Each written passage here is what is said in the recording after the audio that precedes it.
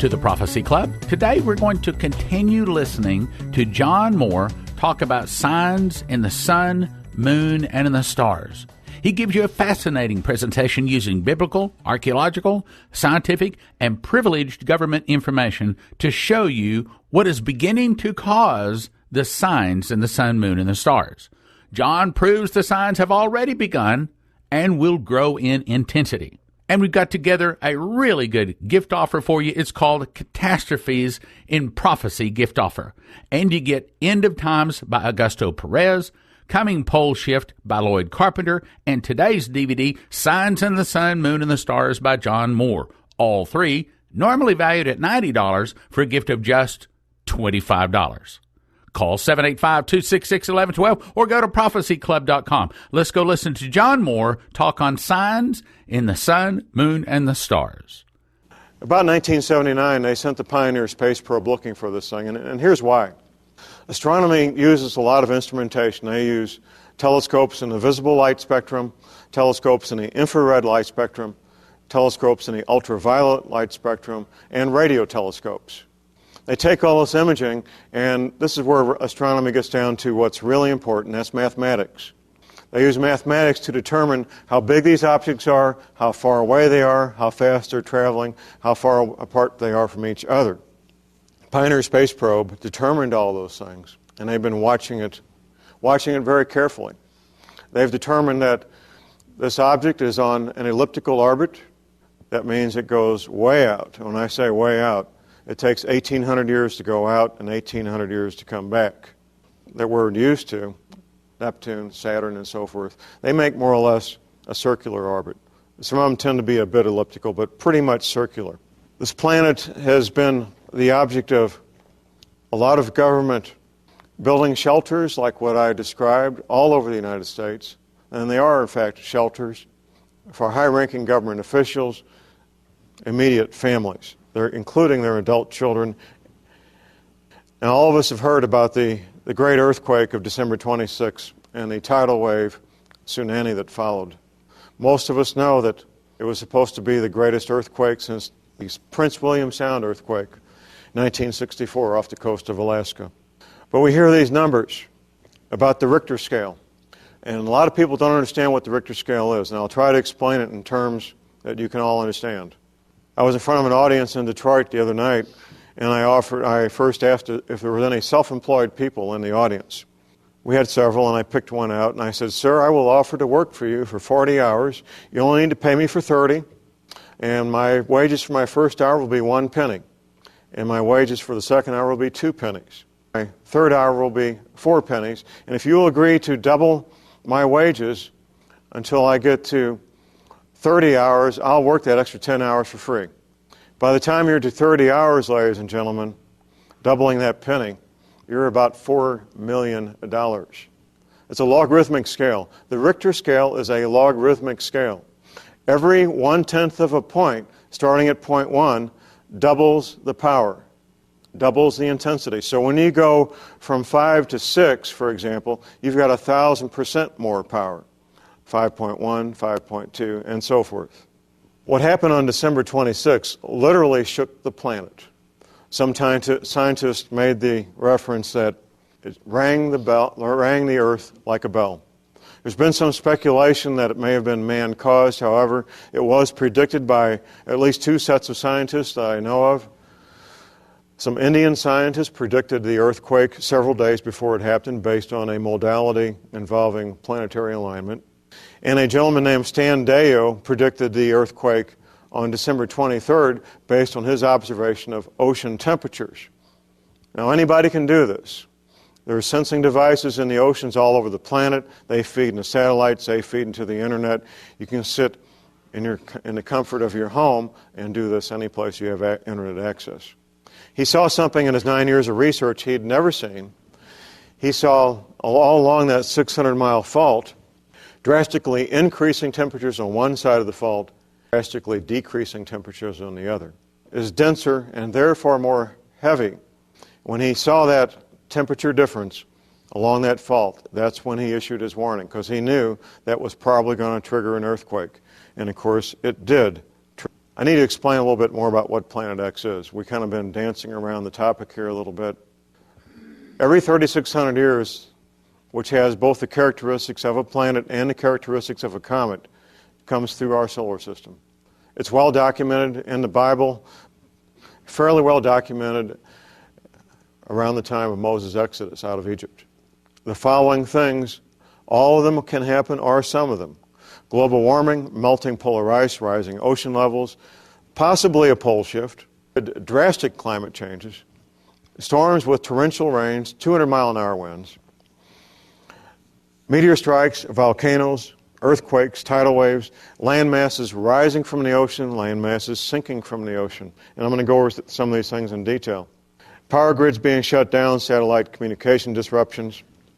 We know that because of the solar activity. Now, to a certain extent, we're already seeing most of these things already happening. There's little doubt that global warming is now taking place. I think even the strongest doubting Thomases now believe that is the case.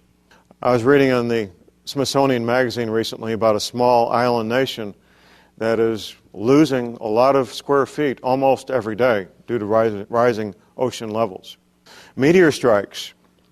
Apparently there's been a lot more of them through history than we were ever aware of. I'm a Missouri resident, and I managed to live 55 years without knowing we had a 12-mile diameter meteor crater in Missouri, which just happens to line up with a whole string of meteor craters.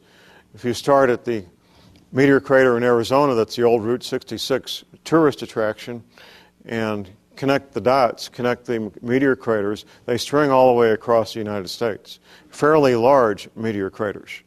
There's always several dozen volcanoes going off on this planet at any given time. That's pretty much the way things have always been. It appears, though, that we have more volcanoes at the same time with more severity now than we've ever had at the same time. It wasn't so long ago, a couple of years ago, when if there was a foot of rain, it was major news. It was really major news. Now it's become almost routine. 12 inches of rain has become something that still makes the news, but hardly like it did before. On my speaking tour, I was up in parts of the Northeast, especially Detroit, where the largest power outage in the history of this country knocked out power. The government's explanations got to the point where nobody was trusting or believing what they said. First they said it was Canada was the reason. Canada let us know real quick that they weren't the reason. Then they said it was a squirrel. Then they said it was a stick. Then they said something happened in a power plant in Ohio. And I don't think we still know to this day exactly why the power went out to all those millions of people. We do know, however, solar activity, solar flares, can knock out power grids. That's well documented that they can do that. We need to talk a little bit about Alaska. I was just reading a New York Times article. It's been published several years ago, back in 2002. And the details, as they say, is where the devil is. The details are in the devil.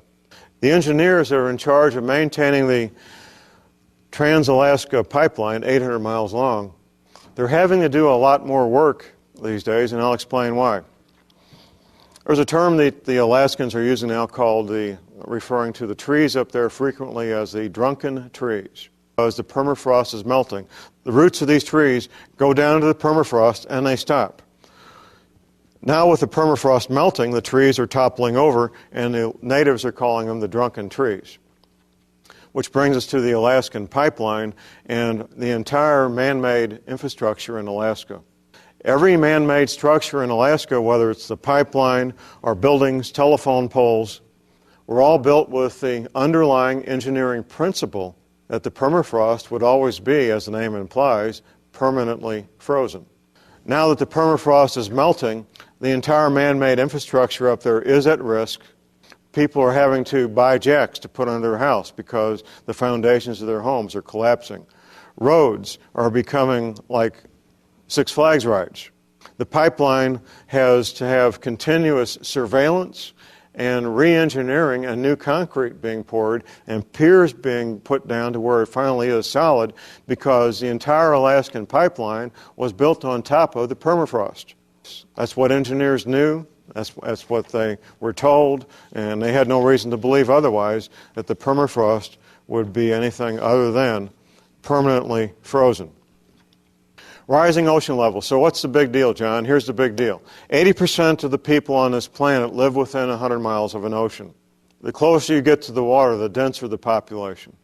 Some areas you can go for miles and miles and miles from the water and still not be very many feet above sea level. Pastor mentioned in his introduction, parts of Florida are 55 feet above sea level. Most of Florida isn't. The part above sea level, 55 feet, is not very much of Florida.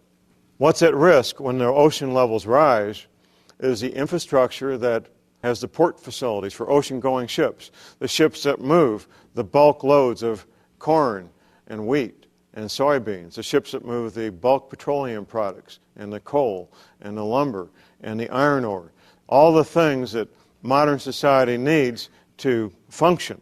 The port facilities are at risk of being damaged or destroyed.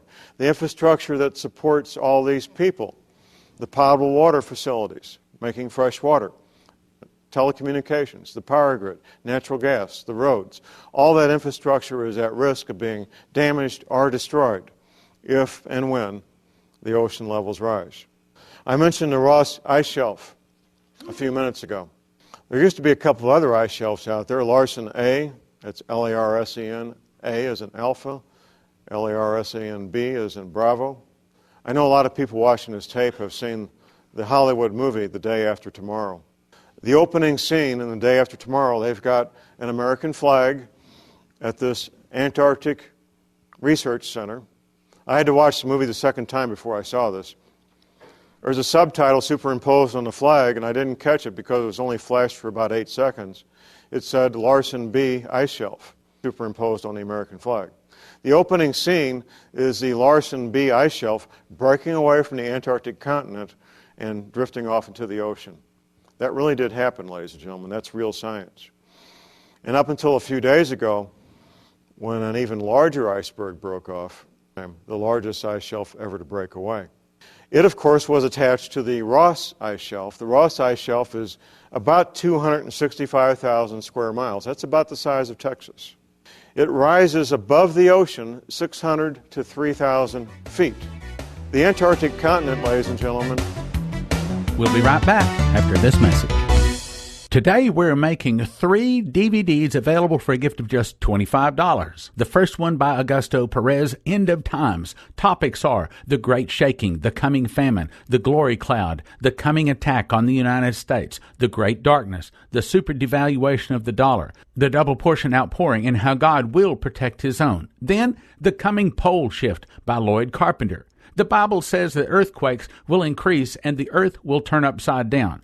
Lloyd has studied the coming pole shift for over 20 years, and he says it is coming. And the topics are the earth's wobble, earthquakes, tsunamis, weather pattern changes, tornadoes, hurricanes, mudslides, floods and droughts, volcanoes, plate tectonics, seafloor spreading, hot spots, melting ice in the ring of fire, subduction zones, the scientific rationale for a pole shift, the Pacific Ocean and plate tectonics. Have earthquakes dramatically increased in the last 10 years? How does the Earth's rotation affect earthquakes? And John Moore, in Signs in the Sun, Moon, and the Stars, gives you a fascinating presentation using biblical, archaeological, scientific, and privileged government information to show you what is beginning to cause these signs in the sun, moon, and the stars. John proves the signs have already begun and will grow in intensity. He was an intelligence analyst for the U.S. Army and now a homicide detective and radio host. He has been investigating Earth changes since 2000 and has some startling discoveries.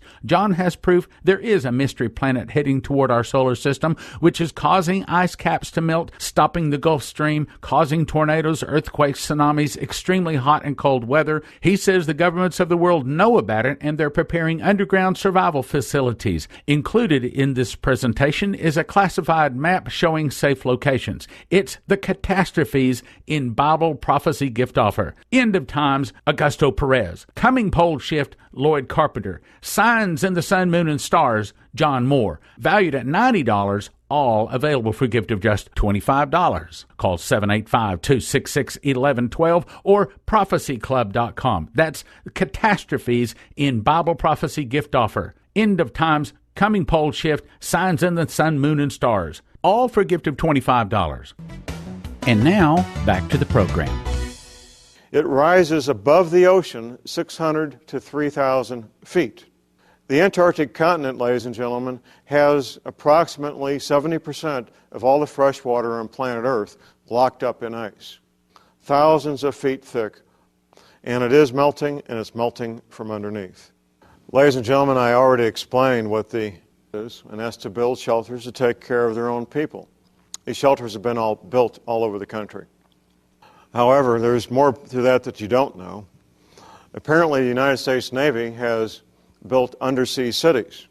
My friend told me about this last August while we were having lunch.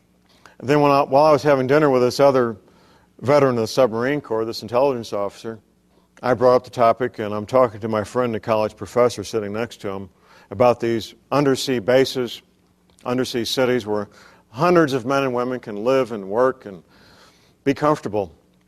Well, the former intelligence officer is just kind of eating his pasta and keeping quiet, and finally he looks up and he says, you know, let's move on to a different topic, however, and that would be now when I first heard about this, I didn't make the connection. And when I found out about the second piece of information, everything else fell into place. There's something called the Vatican Observatory Research Group, and they operate something called the Vatican Advanced Technology Telescope. Now that's a mouthful. Located at Mount Graham International Observatory in southeastern Arizona. I spent most of my life thinking the Catholic Church was involved in saving souls, running Mother Teresa, helping the people over there in India, that kind of thing. It never occurred to me that the Vatican would be so interested in astronomy that they would go to the time and the expense of building and manning a professional. It's sort of like the Marine Corps selling used cars. I mean, you know, it just doesn't fit. It's not part of their mission statement. But we need to remember, ladies and gentlemen, that the Vatican is a foreign government. They have their own postage stamps. They have their own bank. They have a defined territory that's their country. And without a doubt, the Vatican has an intelligence service, and they have vaults full of documents going back for nearly 20 centuries, at least 17 centuries, full of documents from all over the planet that they've acquired. Back in 1999, an engineer friend of mine, radio frequency engineer, was retained by the Sisters of St. Agnes in St. Louis. Now, this is a Catholic order, and for several $1,000s a month, you will be well cared for. It's a very nice place. My friend, the RF engineer, radio frequency engineer, this is the kind of guy that you could hire to come in and set up a 50,000-watt commercial radio station. He really knows his stuff. The contract with the Sisters of St. Agnes was to two-way radio communications at this facility in St. Louis to talk to the Vatican in Rome halfway around the planet. Now, we're not talking, ladies and gentlemen, about 10-4 Good Buddy CB equipment here. We're talking professional-grade military communications equipment that is for serious people that want to do serious communications. Now, of course, you would have to have the exact, or they couldn't talk back and forth. At the same time, he found out that Sisters of St. Agnes purchased real estate in the Missouri Ozarks, built a building out there with food. Point being, ladies and gentlemen, the Vatican Church, like any large organization, will attempt to take care of their own people to the best of their ability. That's just the way big organizations work. It doesn't matter whether it's the U.S. government, IBM, or the Vatican. All large organizations want to care for their people to the best of their ability. And to my satisfaction, that is the Vatican's. At the time we thought, keep in mind this was 1999, we thought this was Y2K related. Nothing else made sense. But now, putting two and two together, we're getting four.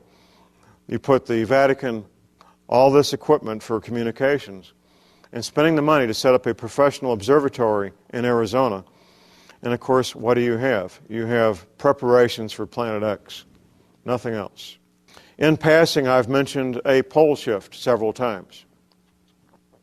A pole shift is when the North Pole from someplace, we don't know for sure how many pole shifts there's been, possibly as many as 150. A typical pole shift is about 20 degrees, which may not sound like a whole lot, seeing as how 180 degrees would be a complete flip-flop.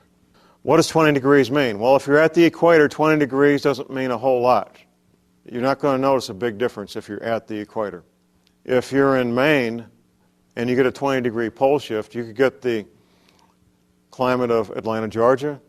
So the farther north you get, the more drastic a small change can make.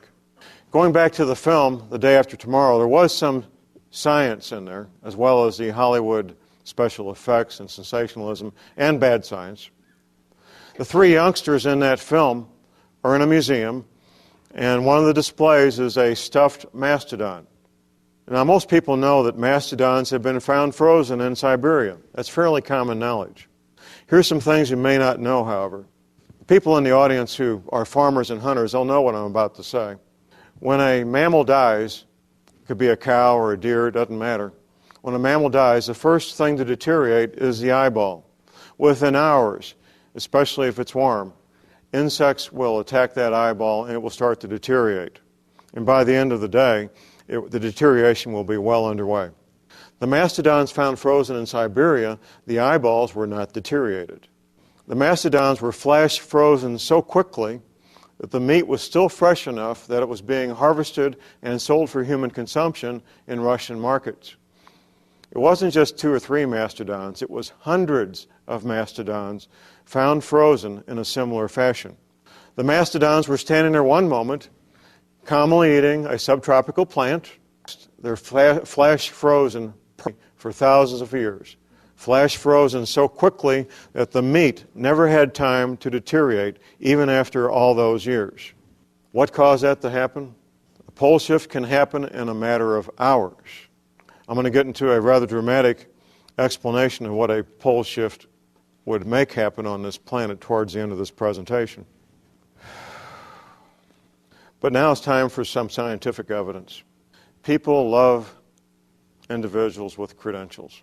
We like to see guys with white lab coats and all these letters behind their name. That gives credibility. In the area of astronomy, about the highest credentials you could ever hope to have would be to become the supervising astronomer for the United States Naval Observatory. I became aware of an interview with that very man back in 1990, Dr. Robert Harrington, who at the time he was interviewed, and the interview was tape recorded, of course, videotaped, August 30th, 1990, at the time of the interview, in his office at the United States Naval Observatory, he was the supervising astronomer. Now, there's lots of astronomers. In fact, there's children that got telescopes and look at stars. And there's high school teachers that got telescopes and look at stars. Lots of amateur astronomers that have some ability and some knowledge. Your local paramedic knows how to stop bleeding is one level of expertise. The man who teaches heart transplants at Harvard University is another level of expertise when it comes to stopping bleeding. Both men know how to stop bleeding, but drastically different credentials. When it comes to the astronomy, had the best credentials in that career that you could ever want to have. The interview was recorded and is on a DVD titled Are We Alone in the Universe? Most of the DVD, Zecharia Sitchin. Now, Sitchin's kind of an unusual guy in himself. You can take one look at Zecharia Sitchin and you say, there's a guy that spent 40 years in a library. He can pick up Sumerian clay tablets and read them like the newspaper. I mean, what a guy. But these last 15 minutes, when he's interviewing Dr. Harrington, are very, very revealing. I'm going to have some quotes here from Dr. Harrington. We've been looking for this thing, the 10th planet, for 12 years, since 1978. We predicted the existence of the 10th planet in 1978. Now, ladies and gentlemen, when the supervising astronomer for the United States Naval Observatory tells you there's a 10th planet, I think you better well be paying attention.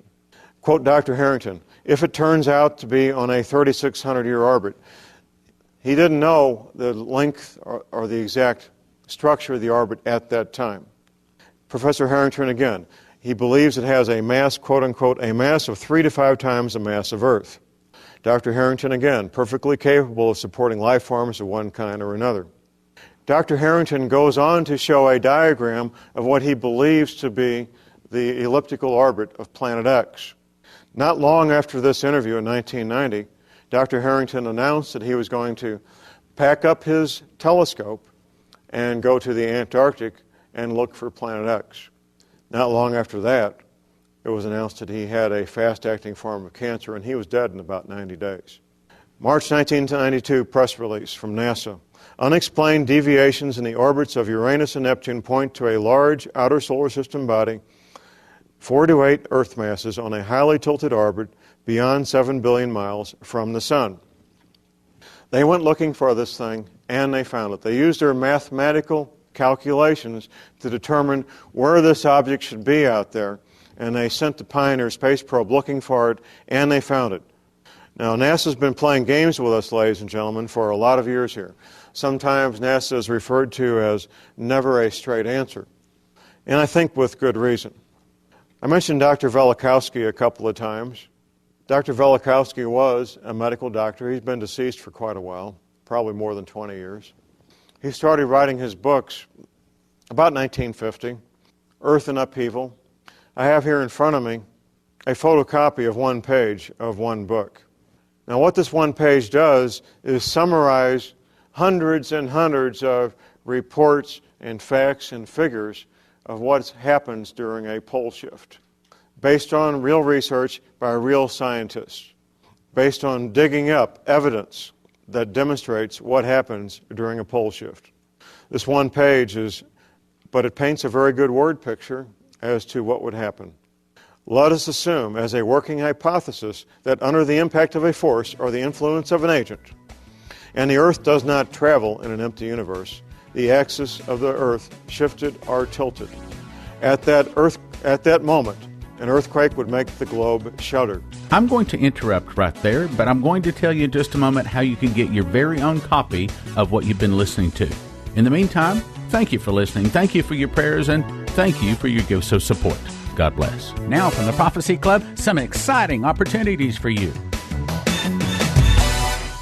Today, we're making 3 DVDs available for a gift of just $25. The first one by Augusto Perez, End of Times. Topics are the Great Shaking, the Coming Famine, the Glory Cloud, the Coming Attack on the United States, the Great Darkness, the Super Devaluation of the Dollar, the Double Portion Outpouring, and how God will protect His own. Then, the Coming Pole Shift by Lloyd Carpenter. The Bible says that earthquakes will increase and the earth will turn upside down. Lloyd has studied the coming pole shift for over 20 years, and he says it is coming. And the topics are the earth's wobble, earthquakes, tsunamis, weather pattern changes, tornadoes, hurricanes, mudslides, floods and droughts, volcanoes, plate tectonics, seafloor spreading, hot spots, melting ice in the ring of fire, subduction zones, the scientific rationale for a pole shift, the Pacific Ocean and plate tectonics. Have earthquakes dramatically increased in the last 10 years? How does the Earth's rotation affect earthquakes? And John Moore, in Signs in the Sun, Moon, and the Stars, gives you a fascinating presentation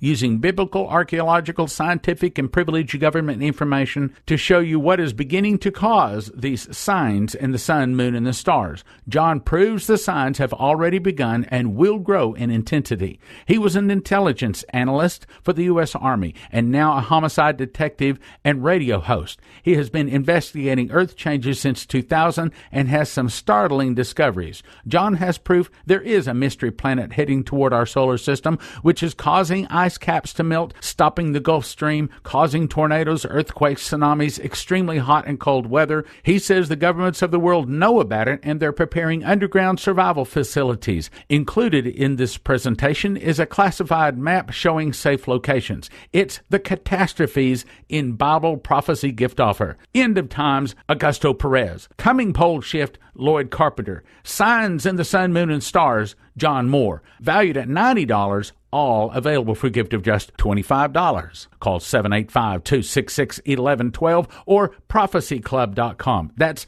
Catastrophes in Bible Prophecy Gift Offer. End of Times, Coming Pole Shift, Signs in the Sun, Moon, and Stars. All for a gift of $25.